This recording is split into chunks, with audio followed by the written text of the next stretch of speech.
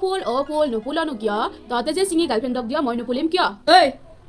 তই যে আজি যে ইমান দিনে এখন কিতাপে পঢ়ি থাকা তোক গণিত কৰা কিয় দেখা নাপাওঁ মই মায়েৰেতো গণিত টানি টুনি পাছ কৰিছি ভাবছিলো চলটো একেবাৰে গণিত বাপেক একেবাৰে পুৰো মেঘ হৈ যাব বাপেকৰ চলি একেবাৰে মায়াকতো গৰু ওলালে অসমীয়া খানে ঘূৰি পঢ়ি আছে বে গণিত পঢ়বা ইচ্ছা নাযায় ভাই মোৰ গণিত ওলা দে বুদ্ধি গণিত কি কথা কয় এই মই পঢ় যাম মই মোবাইল চাই ঐ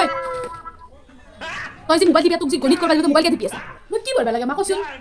কি প্ৰশ্ন গিলা সোধে এইগিলা পৃথিৱীত নাজানা একো বস্তুৱে নাই দাদা মই ভাবছিলো বেপাৰী ৰুটিখন গোলকে পাঁচছো নহয় বিখ্যাত গায়ক জুবিন গাৰ্গ নতুনকৈ মুক্তি লাভ কৰা ৰংগাতাপু ছবিখন চাবলৈ গৈছিল তেখেতে লক্ষ্য কৰিলে যে ছবিখনটোৰ প্ৰথম শাৰীত 20খন চকী আছে আৰু প্ৰতিটো শাৰীতে তাৰ আগৰ শাৰীতকৈ 6খন চকী বেছিকৈ আছে ছবিখনত মোৰ চকীৰ শাৰী 17টা থাকিলে মোৰ চকীৰ সংখ্যা কিমান কৰ যুক্তি বিক্ৰয় মই কেনেকৈ উত্তৰ দিম থিয়েটাৰ চাবা গৈছে জুবিন গাৰ্গে আগত কেইখন চকী আছে জুবিন গাৰ্গে মন কাম দিছিল মই কেনেকৈ জানিম মা কথাটো নহয় দেখোন মুনু ছবি চাবা গৈছে জুবিন গাৰ্গ